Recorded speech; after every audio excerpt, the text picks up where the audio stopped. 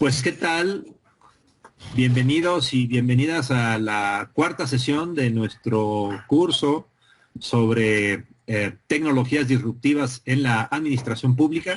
El día de hoy nuestra sesión la dirigirá el doctor César Rentería y será sobre la introducción a la inteligencia artificial, que es un tema bien importante y bien difícil. Ojalá que lo podamos hacer en el tiempo que tenemos determinado.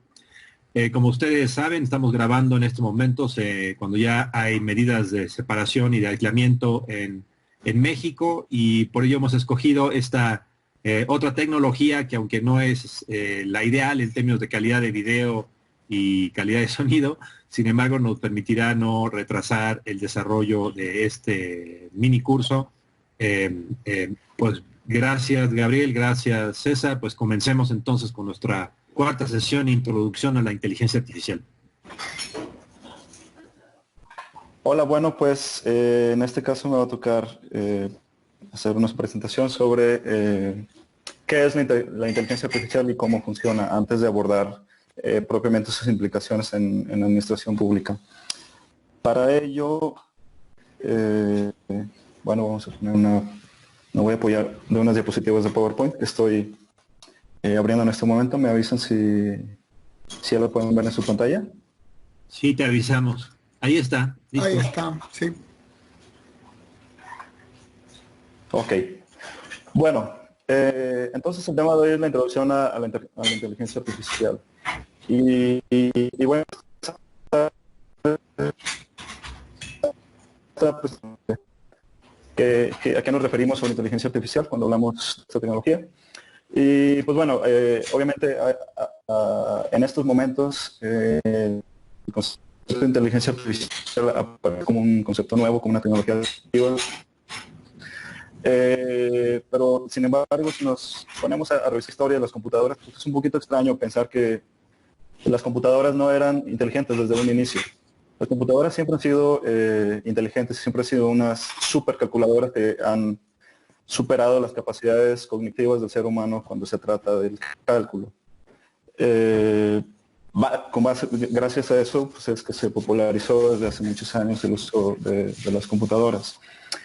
Un caso, creo, un hito que ilustra perfectamente esto es en 1997, cuando la computadora Deep Blue que desarrolló IBM derrotó a quien fuera en aquel entonces el campeón mundial de ajedrez, Garry Kasparov, que demuestra pues este poder de supercálculo que tenían las computadoras a este entonces.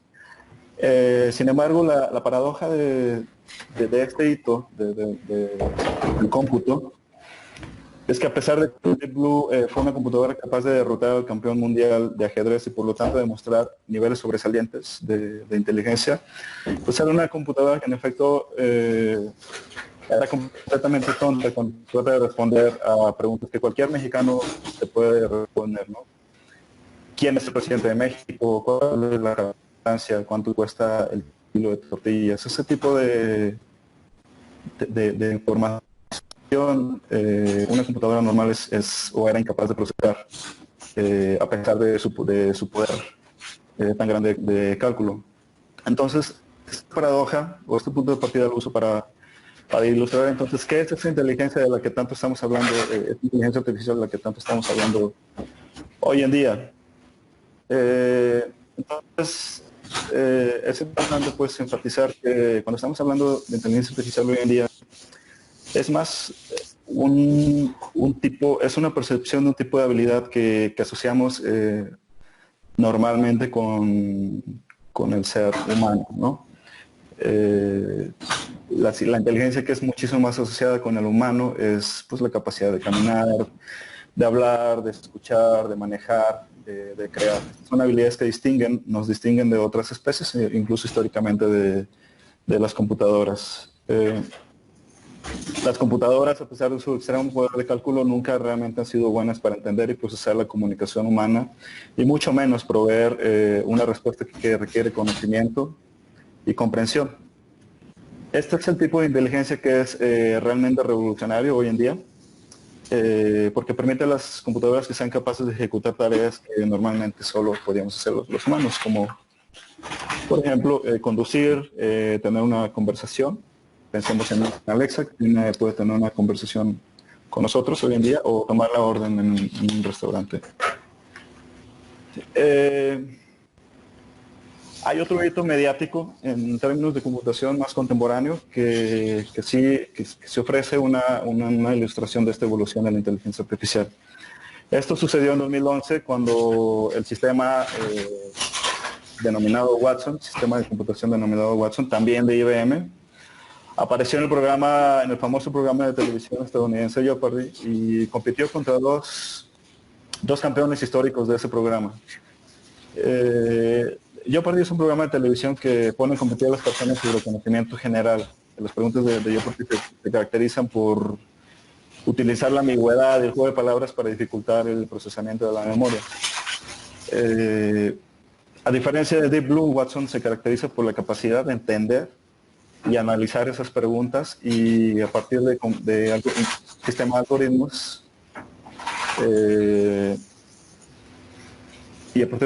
algoritmos formular respuestas para pues, competir en el programa. Oye, César, Sí. digamos aquí un punto que probablemente vas a tocar adelante es que inteligencia artificial no solamente tiene que ver con un enorme manejo, una enorme capacidad, perdón, de manejo de datos, de información, sino en realidad también de la manera en que esos datos y esa información es procesada a través de diferentes estrategias neuronales, de metáforas neuronales, etcétera, digamos, ¿no? Digamos, para que quede claro que no solamente es un asunto de cantidad de manejo de información, que es muy importante, sino de la manera en que se procesa, ¿no? Así es, justamente el binomio, digamos que la inteligencia artificial al final de cuentas es un binomio, me estoy adelantando a las conclusiones, pero es un binomio entre cantidad y calidad de datos y un sistema de procesamiento de esos datos que en lenguaje normal le llamamos algoritmos, ¿no? Que son una forma de entrarle, digamos, a esa información, a esa experiencia humana que al final de cuentas está almacenada en formato digital. Entonces, sí, son las dos partes las que realmente componen esta inteligencia artificial. Entonces, pues bueno, Watson demuestra estas capacidades distintivas del ser humano a través de su entendimiento de las preguntas que Alex Trebek, el anfitrión de este programa, formula, las escucha, las comprende y a partir de muchos algoritmos y el acceso a una cantidad inmensa de datos, formula y redacta sus respuestas en lenguaje natural. ¿Cómo lo logra? Es la parte interesante, la parte que queremos parcialmente abordar con esta presentación. Y digo parcialmente pues porque al final de cuentas es una presentación limitada, cuando en realidad pues es un contenido que puede dar para muchos cursos, ¿no? Incluso. Pero básicamente la noción es que en la inteligencia artificial lo que normalmente existe es una base de conocimiento humano o de experiencias que están guardadas digitalmente y a partir de las cuales la máquina identifica patrones y aprende. Entonces en esta presentación vamos a presentar los componentes básicos de esta afirmación, de la identificación de patrones y el proceso de aprendizaje que tienen las máquinas. ¿Alguna pregunta tienen hasta aquí, David? ¿Gabriel? No, yo voy bien, profe, voy bien. Adelante. Bien. Ok, sí, yo también, muy bien. Bueno, entonces la agenda para la presentación son, bueno, primero, naturalmente, unas definiciones sobre estos conceptos y luego vamos a ver dos formatos muy diferentes de aprendizaje de máquina. Dos formatos muy diferentes de inteligencia artificial. Uno es el aprendizaje de máquina, supervisado y no supervisado, y luego le vamos a entrar a las nociones sobre el aprendizaje profundo, que comúnmente también se usa la palabra en inglés, deep learning, ¿no? Bueno, inteligencia artificial es básicamente la capacidad que tiene una máquina de desempeñar una función cognitiva que normalmente está asociada con el humano, como los ejemplos que presenté en la introducción. Hay varias formas de entrarle a la inteligencia artificial. Una es la robótica, otro es el aprendizaje de máquina, otro es el aprendizaje profundo. El aprendizaje de máquina es básicamente un conjunto de algoritmos y de modelos estadísticos para detectar patrones en bases de datos y hacer inferencia con base en ellos. Vamos por principio de cuentas, entrándole al concepto de algoritmo, que es básicamente una secuencia de instrucciones para ejecutar una tarea. Suena más abstracto de lo que realmente es, pero un algoritmo, por ejemplo, por poner una ilustración fuera de la computación, es las recetas para cocinar un pastel, pues al final de cuentas es un equivalente a un algoritmo, porque es una serie de instrucciones que el cocinero debe de ejecutar para hacer el pastel, ¿no? Por ejemplo, primer paso, consigue los ingredientes; segundo paso, pica y mezcla los ingredientes; tercer paso, ponlos en una olla y cocina hasta que quede el pastel listo; quinto paso, apaga el fuego y espera que se enfríe, ¿no? Eso es una serie de pasos para ejecutar esa tarea en específico. Aprendizaje profundo es otro tipo de algoritmos que se fundamentan en la forma en que conocemos que opera el cerebro para aprender, ¿no? El uso de cómo operan las neuronas y la interacción entre las neuronas para poder aprender lo que realmente terminamos ejecutando las personas en el día a día, que es muy diferente a los modelos estadísticos que se utilizan en el aprendizaje de máquina.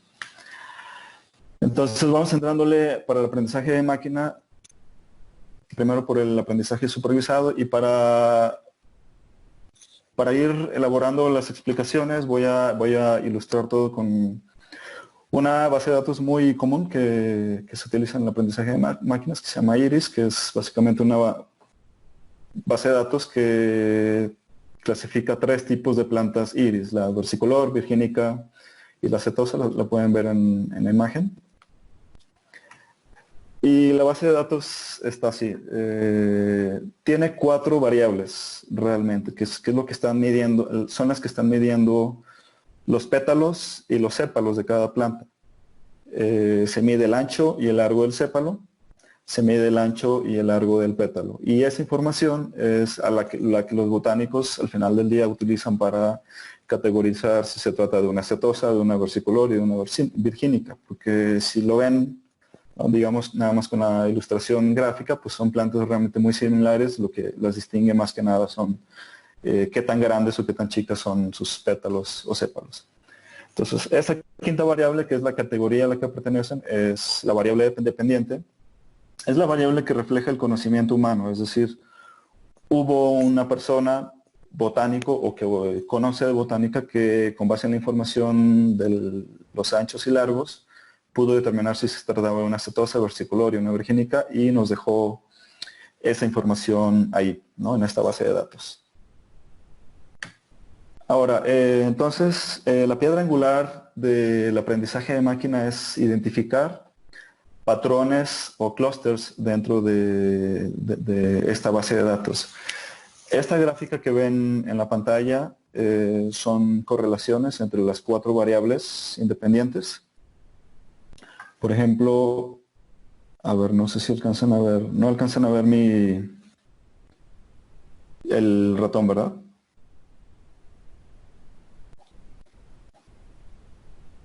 No, no se puede ver. No. Bueno, aquí vamos a hacer, podemos hacer un corte. Voy a volver cuando entre a esta. Ok. Voy a volver a explicar. Bueno, la piedra angular del aprendizaje de máquina es la identificación de patrones o clústeres. En esta, me voy a salir un poquito de la presentación de esta plataforma.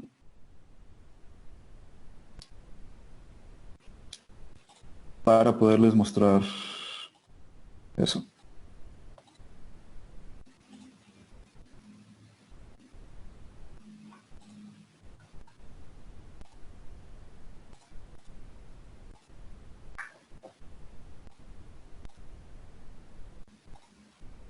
¿Ven? Sale, ya podemos ver así el cursor. El cursor, ok.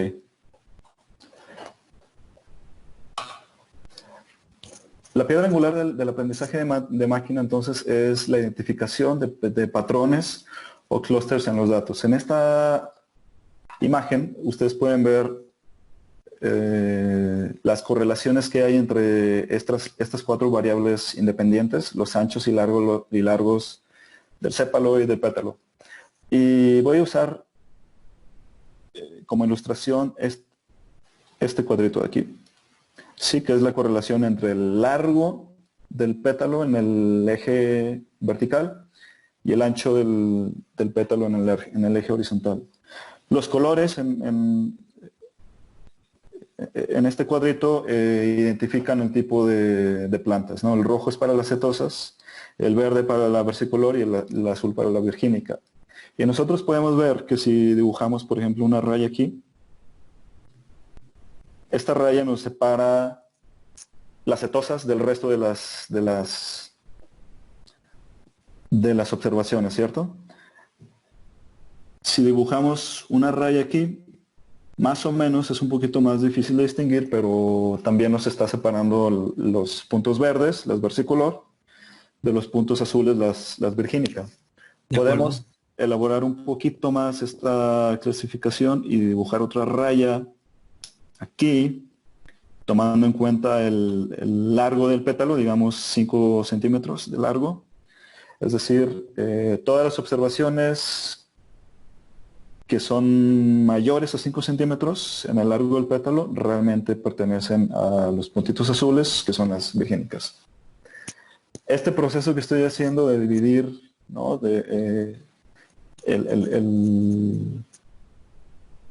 el cuadro cartesiano con rayitas es el proceso de identificación de patrones o clústeres. Además, estas rayas que estoy dibujando además son el concepto básico que vamos a estar manejando en el aprendizaje de máquina, que es el de parámetro. Es decir, el parámetro es una medida, una medición. Vamos a tomar este 5 de largo de pétalo, es un punto de referencia, es un punto de división en el mapa cartesiano que te permite dividir un grupo de plantas del resto. El parámetro es básicamente lo que estamos buscando cuando estamos haciendo aprendizaje de máquina. Hay ocasiones, esto es creo importante observarlo aquí, en esta variable en que estamos contrastando el ancho y el largo del pétalo, es claro que podemos ver patrones, ¿no? Pero hay otras variables, otras correlaciones en donde no es claro que estamos viendo patrones. Por ejemplo, cuando tratas de identificar el ancho del sépalo y el largo del sépalo, pues realmente no puedes, sí puedes trazar un parámetro aquí que identifica las setosas del resto, pero las versicolores y las virgínicas pues realmente no pueden ser identificadas, ¿no? No existen patrones ahí que te permitan identificar.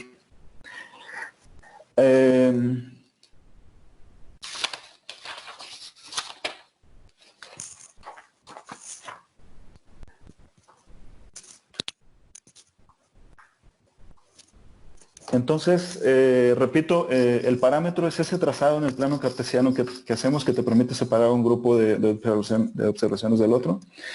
Y ese trazamiento de esa línea es básicamente el entrenamiento que está recibiendo la computadora. Vamos a ver un ejemplo. Obviamente hay muchísimas técnicas de estimar parámetros. Vamos a ver solo una de ellas para ilustrar mejor el aprendizaje de máquina, que se llama árbol de decisiones. El árbol de decisiones es básicamente una secuencia de... Creo que aquí puedo volver a ver. Déjame ver si... De acuerdo, porque si no, no se ve la... Ahí está ya. Sí, ok, vamos a repetir. Sí, todavía necesito aquí el dibujar. Vamos a ver...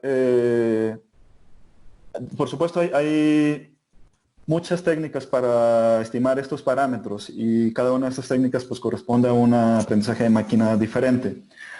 Vamos a revisar nada más uno de ellos para ilustrar cómo opera una técnica de aprendizaje de máquinas que se llama el árbol de decisiones. El árbol de decisiones básicamente es una secuencia de decisiones, de estimaciones de parámetros, que van aislando uno a uno los grupos de plantas, en este caso que tenemos, ¿no? Entonces, por ejemplo, en este primer árbol de decisiones, empezamos analizando el ancho del pétalo.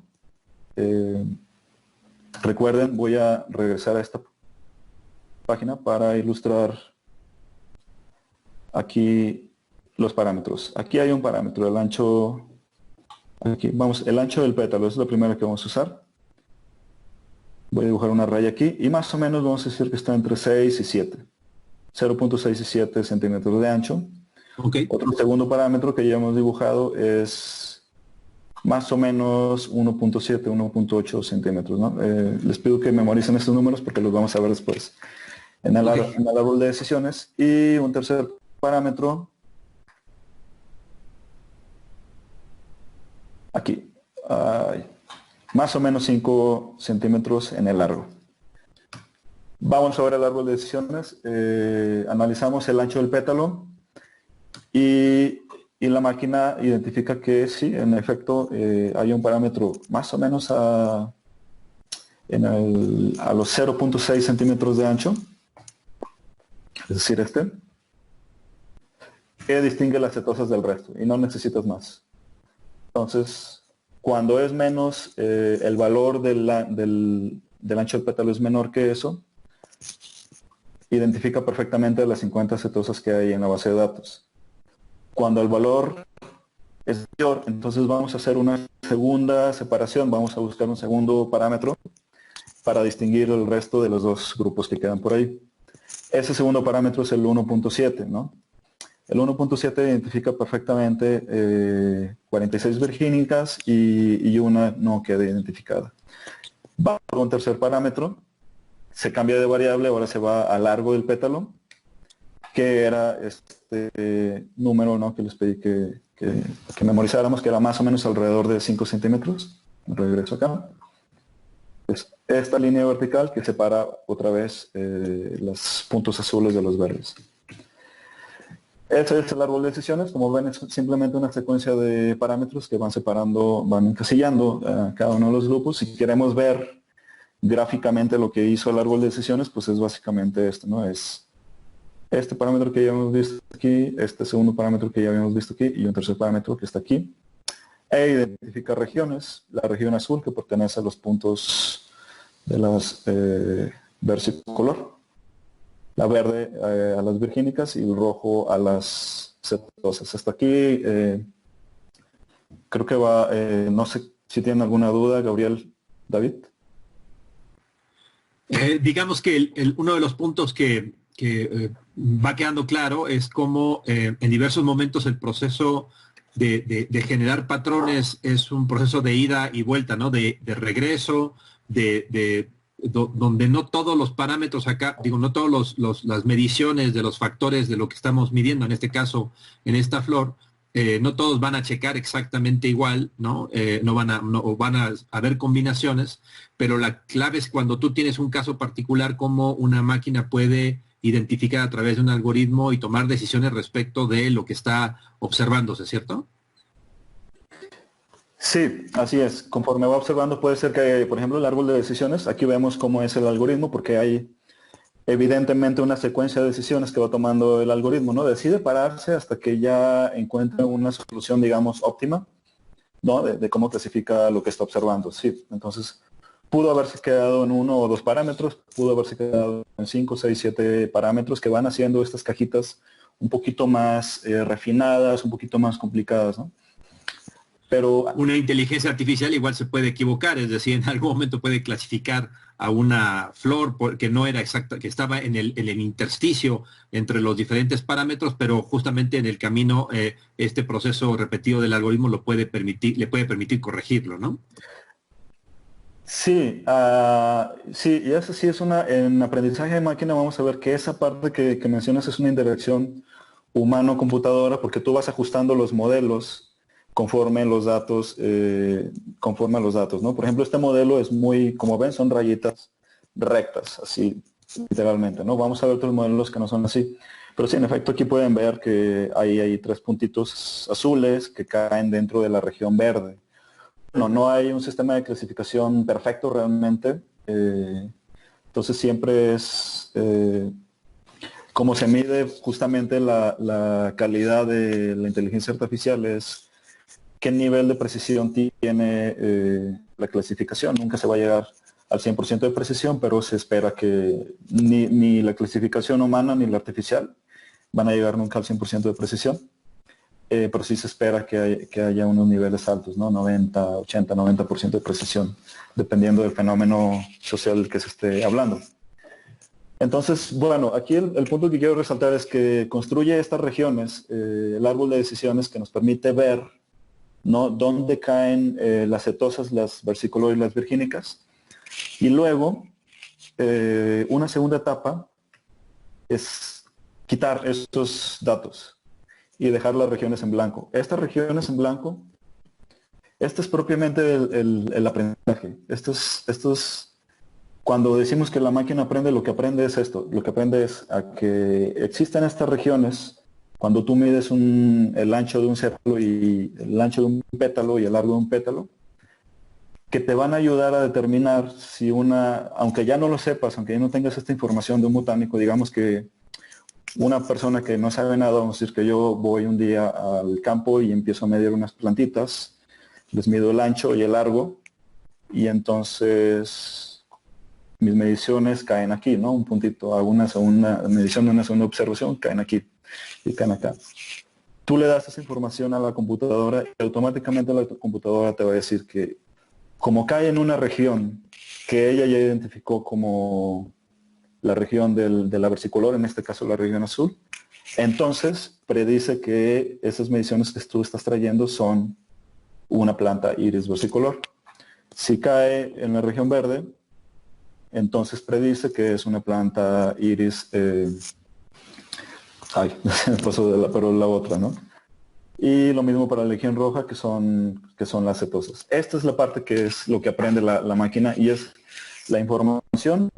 Repito, estos parámetros es la información que va a utilizar para posteriormente predecir clasificaciones sin necesidad de que exista información sobre la variable dependiente.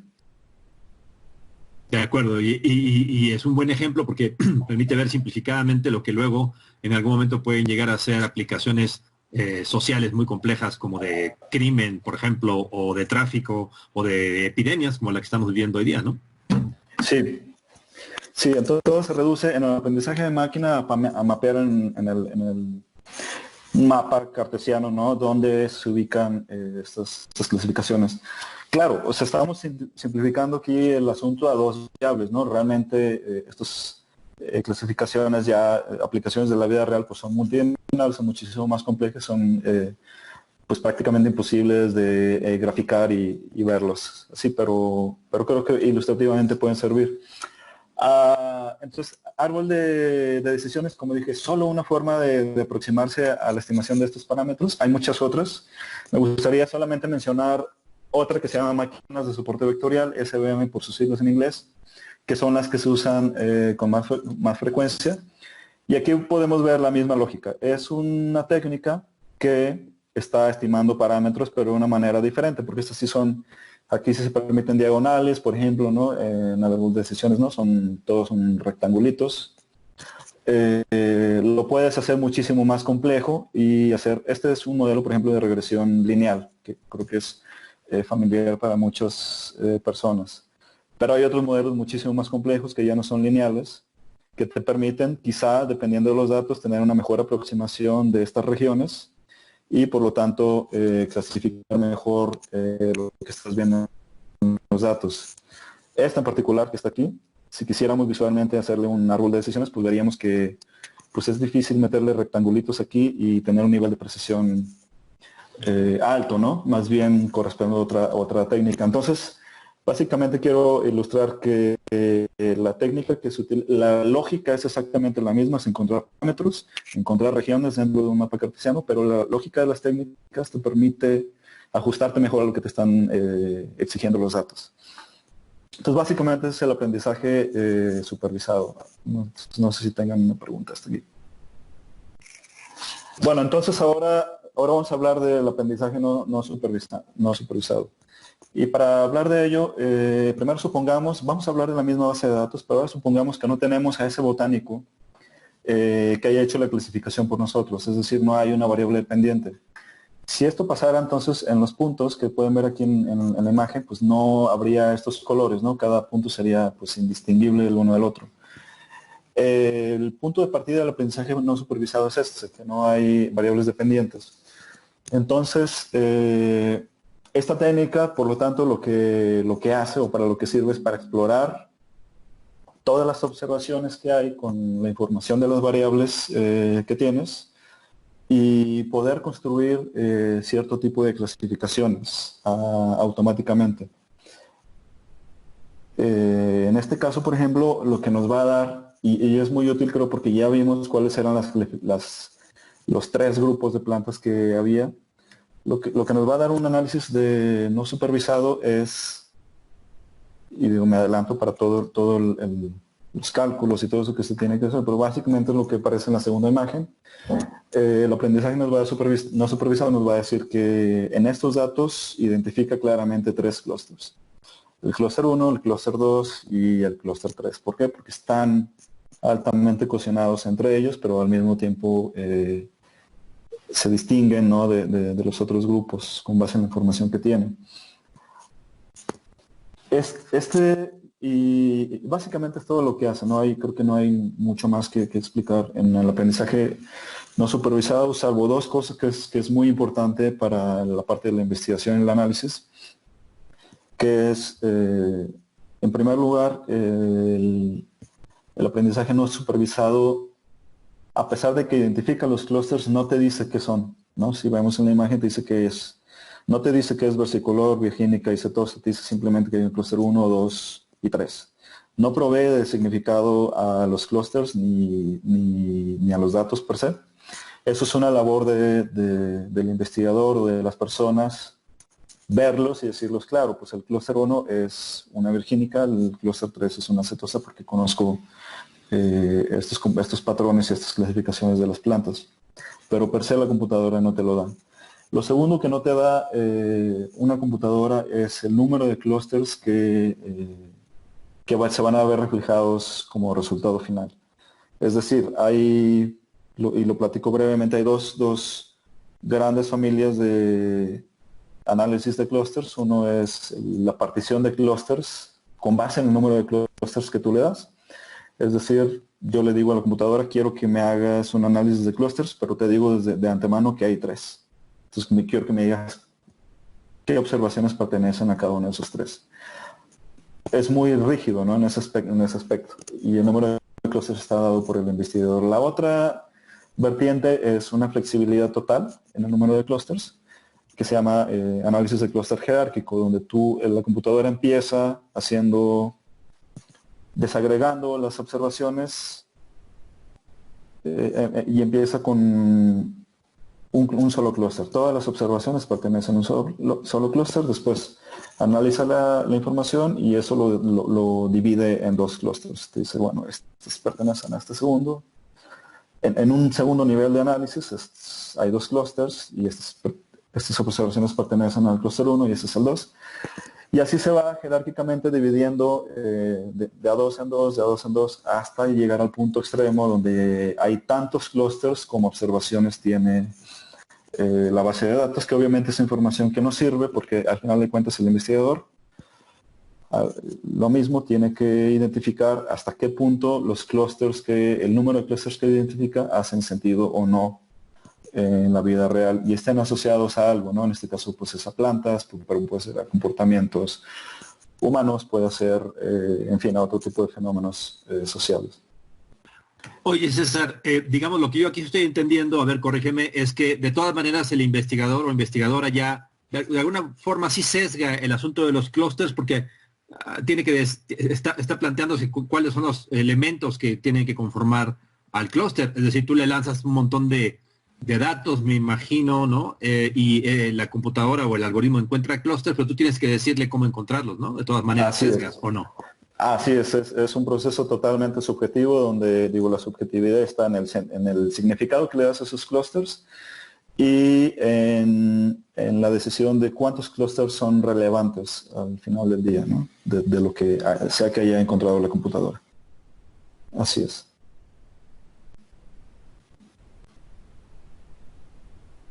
¿Ok? Adelante, Adelante. sí, adelante. Bueno, y eso es básicamente lo que hace el aprendizaje no supervisado. Pasamos finalmente al aprendizaje profundo, que sí tiene una lógica de operación verdaderamente diferente al aprendizaje de máquina. Y empezaría nada más un poquito distinguiendo las definiciones de aprendizaje profundo con la de redes neuronales artificiales, que frecuentemente se usan de manera intercambiable. Pero bueno, son conceptos poquito diferentes. Realmente el aprendizaje profundo es una técnica de inteligencia artificial que usa, es un conjunto de algoritmos que usan la lógica de las redes neuronales artificiales. ¿Qué es una red neuronal artificial? Es básicamente una conceptualización de los datos, una técnica de cómputo que busca emular el funcionamiento de las redes neuronales del cerebro. El cerebro es una colección, digo, no soy aquí, pero para nada neurobiólogo, pero la concepción básica es que el cerebro es una colección de neuronas que están vinculadas entre ellas por un proceso que se llama sinapsis, ¿no? Cada neurona es un procesador muy sencillo que recibe una pieza, una pieza muy chiquita de información, la procesa y produce una nueva información a partir de ello. Y la red neuronal artificial básicamente está tratando de producir este comportamiento de una neurona. Vamos a ver en detalle propiamente cómo funciona una neurona artificial. Tenemos en esta imagen 4 piezas de información, las X, X1, X2, X3, X4, que representan las variables o la información cuantitativa, que es el insumo de las neuronas. Luego, en una segunda etapa, vemos unas Ws, W1, W2, W3, W4, que se llaman pesos. Son simplemente un número que las neuronas en un estado inicial se asignan al azar, que va a multiplicar o que va, digamos, procesar o afectar la información inicial de las variables.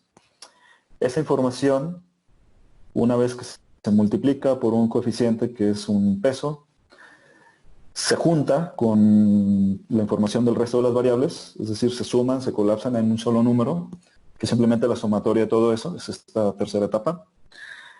Y ese numerito, que es el resumen de toda la información que viene de atrás, lo que hace la neurona, lo que mencioné en la diapositiva pasada, es que le aplica una función muy sencilla, normalmente suele ser una función lineal o una función sigmoid, que es la famosa S de las logits, y ya, se le aplica esa función, se mapea igualmente en un plano cartesiano, ¿no? y te genera un nuevo valor en el eje de las Y. Ese nuevo valor es la información que la neurona le va a transmitir a otras neuronas en esta red. ¿Cómo es esta red? Empieza con unas neuronas que se les llaman neuronas insumo, es la que acabamos de presentar, que es la que realmente recibe la información de las bases de datos o de lo que sea que esté procesando.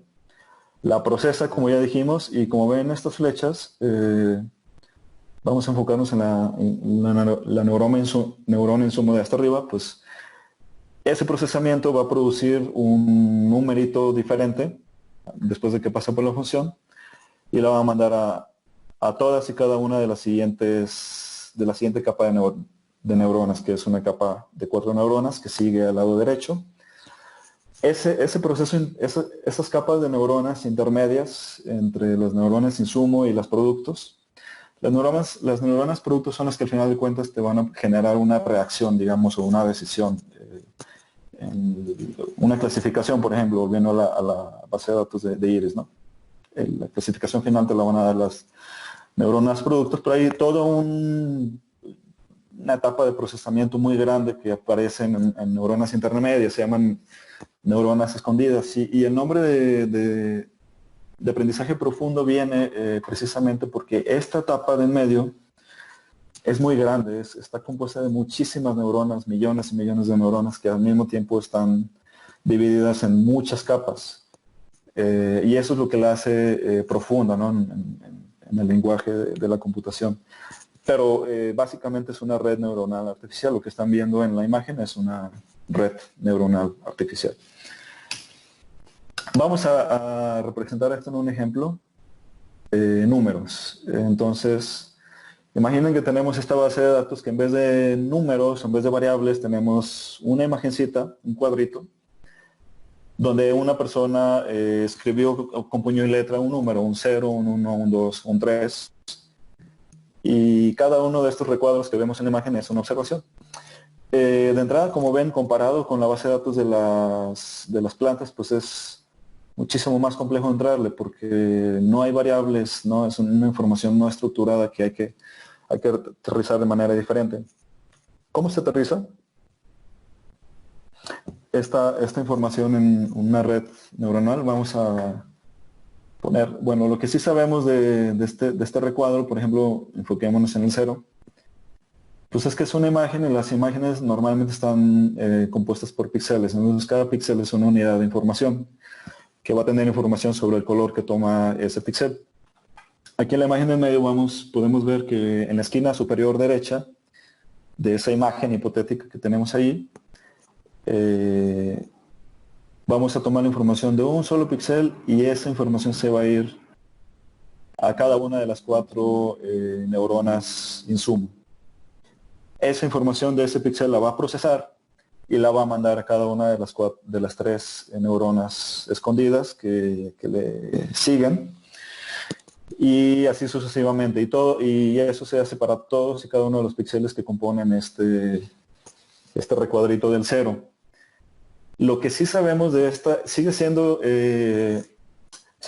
un aprendizaje supervisado, porque para esta base de datos lo que sí sabemos es, ya hubo alguien, una persona, un humano que construyó una variable dependiente digital donde dijo, esta imagen que tú estás viendo corresponde a un 0, no, la siguiente corresponde a un 1, la siguiente corresponde a un 2 y a un 3.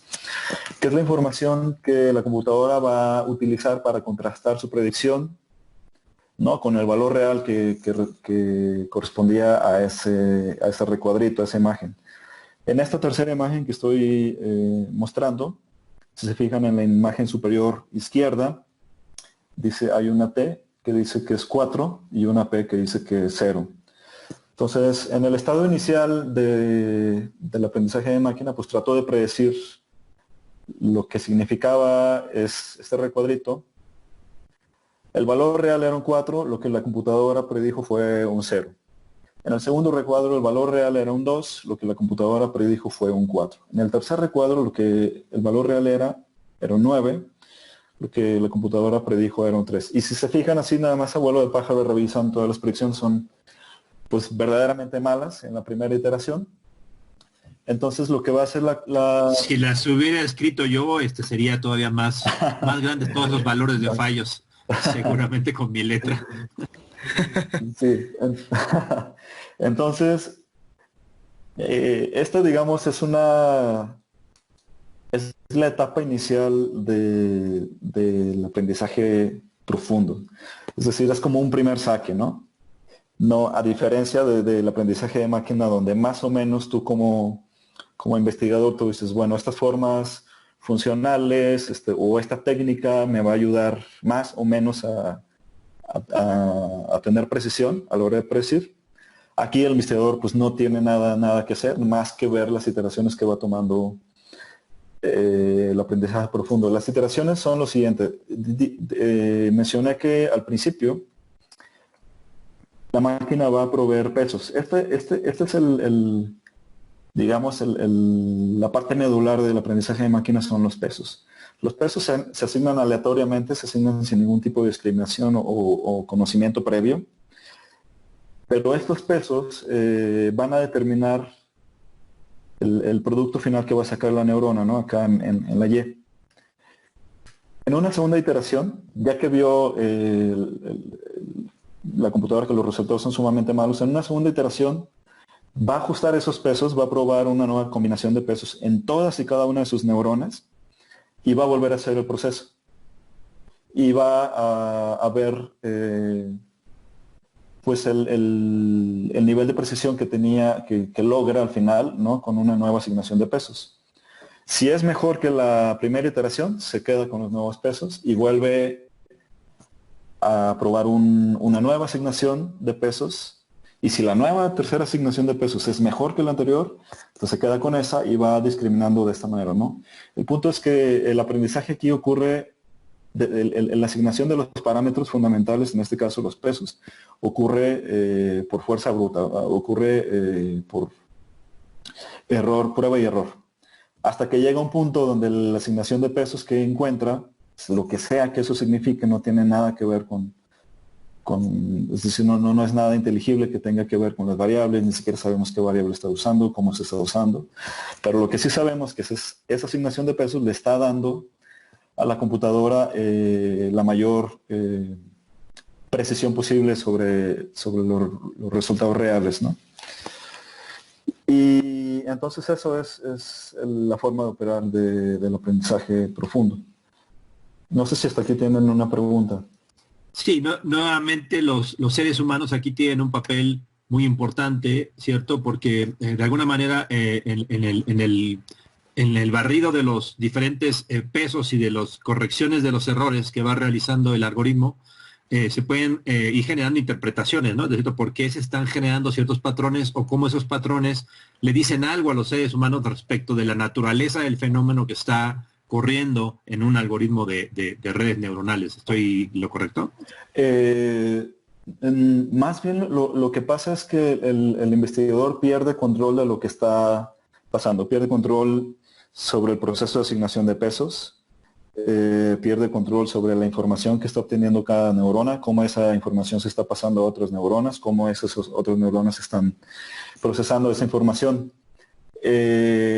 Casi que das un salto de fe. Lo único que ve el investigador al final de cuentas es la predicción, lo que vemos en la tercera imagen, el valor real que tenía, la predicción que hizo la máquina. Y en el agregado, cuando juntas todas las ¿cuántas son? 5, 6 por 6, 36 imágenes que vemos en este tercer recuadro, ¿qué porcentaje de predicciones fueron correctas? Eso es lo único que ve el investigador, ese porcentaje.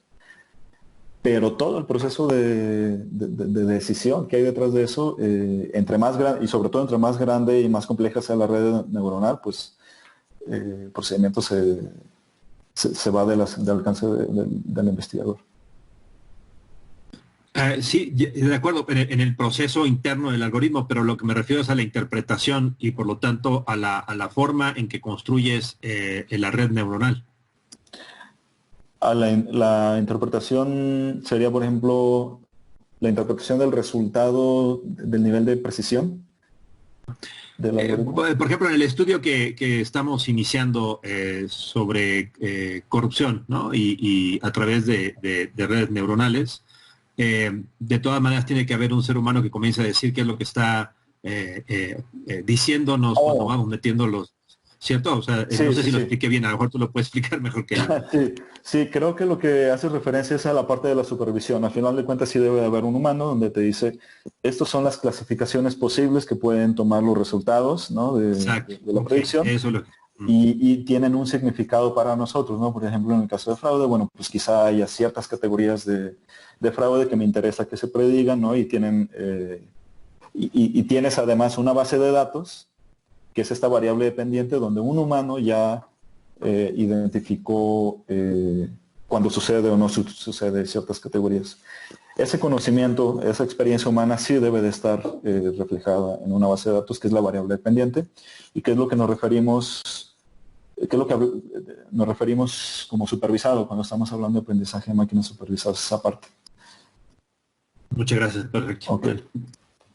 Y bueno, esos son básicamente la forma en que operan el aprendizaje, la inteligencia artificial en estas dos modalidades. Nada más para pues resumir lo que vimos y un poquito abrir la mesa de debate en caso de que haya comentarios o preguntas. Vimos el aprendizaje supervisado y no supervisado en dos modalidades, en modalidad de aprendizaje de máquina y aprendizaje profundo. el mecanismo propiamente que hace que haya un aprendizaje supervisado vimos dos, ¿no? En el aprendizaje de máquina es la estimación por vía de la optimización de los parámetros, y en el aprendizaje profundo es la asignación de pesos por vía de prueba y error. Si se fijan, son además dos formas de entrarle muy diferentes. Una es muy analítica y la otra es pues fuerza bruta de cálculo, que la computadora nos puede hacer el favor de pasarse horas y horas y horas y horas probando diferentes combinaciones, ¿no? Las piedras angulares del desarrollo de sistemas complejos, estas dos cosas, los parámetros y los pesos son en apariencia muy sencillo, quizá por lo que vimos en esta presentación, pero son las piedras angulares sobre las que se montan ya el desarrollo de sistemas complejos que vemos en aplicaciones que ya se están usando hoy en día. Por ejemplo, Watson es una combinación de cientos de algoritmos de este tipo que permiten procesar las preguntas que hace el anfitrión del programa, Alex Trebek. Cientos de algoritmos que buscan evidencia en el Internet y en sus bases de datos para poder ver qué tan verosímiles son las respuestas que se formulan. Y así, digamos, ya en el agregado, ya cuando se juntan muchos algoritmos de este tipo, que son relativamente sencillos, ya son sistemas muy complejos que hacen cosas realmente muy complejas. Otros ejemplos son pues,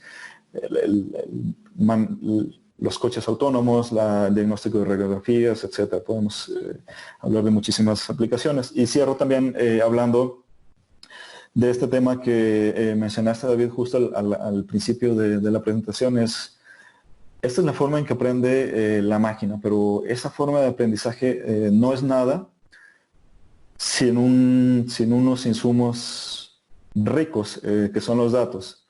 Uno es la riqueza de las variables independientes, que te permite utilizar muchísima información para poder hacer inferencia, y otra es justamente lo que acabamos de mencionar, que hace unos momentos, de lo que implica el aprendizaje supervisado, es decir, la información, los datos sobre experiencia y conocimiento humano especializado en la variable dependiente, que es la variable de un radiólogo diagnosticando enfermedades cuando ve radiografías, de una persona que clasifica plantas, etcétera, ¿no? Ese conocimiento humano y experiencia humana es, al final de cuentas, es datos, y es el binomio que junto con estas formas de aprendizaje hacen que la inteligencia artificial sea pues, una tecnología que está creciendo mucho en sus aplicaciones hoy en día.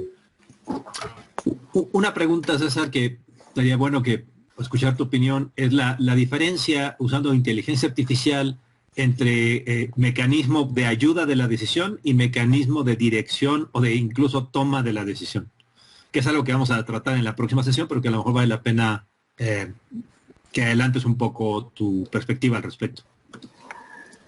Sí, bueno, sí es un tema creo que muy complejo, muy rico de discutir, pero nada más pondría dos cosas en la mesa. Yo creo, una es, la inteligencia artificial sirve para las dos cosas, para automatizar decisiones o simplemente para proveer información muchísimo más extensa, desmenuzada, rica, para que una persona eventualmente tome decisiones con base en eso, ¿no? El segundo punto que pondría en la mesa, que es la parte ya rica en términos de discusiones, bueno, entonces, ¿cuándo usas uno y cuándo usas otro? Y yo creo que ahí ya hay distintas variables. Por una parte la ética, digamos, la gravedad o la relevancia de la decisión que se está tomando, ¿no? Otra parte es la complejidad de la información que se necesita, la ambigüedad del concepto que representa la variable dependiente. En fin, es todo ese tipo de variables que están en la mesa, que probablemente vamos a discutir en la siguiente sesión más a fondo, son las que hay que tomar en cuenta para saber si una decisión sería bueno automatizarla o simplemente usar la inteligencia artificial como una herramienta más de información, ¿no? Para tomar decisiones humanas. Muy bien, pues por mi parte es todo. No sé, Gabriel, si tenga algún comentario. Pues solamente me parece muy interesante. Este es un tema que yo no conocía hasta ahora y es mi primer acercamiento.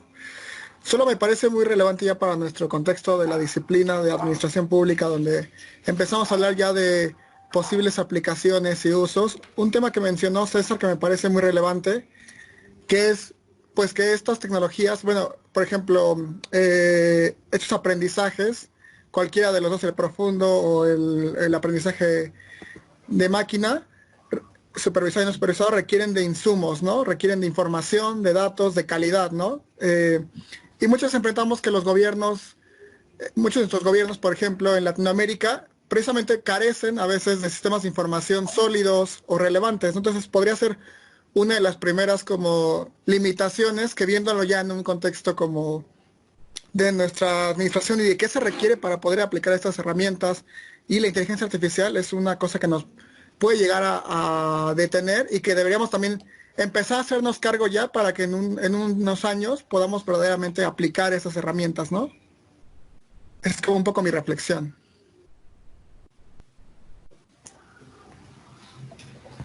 Muy bien. Ok, pues era necesario meternos, ¿no?, a estos conceptos. César lo hace bastante bien y creo que nos ha dado una introducción que nos será útil para entrar a la discusión que está planteando Gabriel. Solo le recordamos a la gente que nos está siguiendo en este curso que la bibliografía y algunos otros materiales los podemos ir añadiendo no solamente en el programa del curso, sino en algún momento, si ustedes nos dan retroalimentación, también ir como entregando nosotros textos que puedan ser interesantes o que puedan ayudar a que quienes nos están siguiendo puedan tener una mejor idea de estos temas que ya César pues, dejó claro, son bastante sofisticados. En las próximas sesiones, ¿qué vamos a hacer, César, entonces? En las próximas sesiones, bueno, vamos a entrar ahora entonces sí a las implicaciones que tienen la tecnología de inteligencia artificial en la toma de decisiones. Algo que vemos cuando sí es útil, cuando no es útil, cuando es mejor mantener las decisiones humanas, cuando es mejor hacer una aproximación por inteligencia artificial. Excelente. Bueno, pues si no hay algún otro comentario, ¿estamos listos? Okay. Bueno. Okay. Sale, entonces aquí termina nuestra cuarta sesión de la introducción a la inteligencia artificial y en la próxima sesión, como ya dijo César, vamos a avanzar ya sobre algunos ejemplos, incluso y algunas aplicaciones y los dilemas que nos presentan estas aplicaciones y casos, ¿no? Vale, pues muchas gracias a los dos, cuídense mucho, estamos en contacto. Hasta luego. Nos vemos. Bye. Bye. Chao.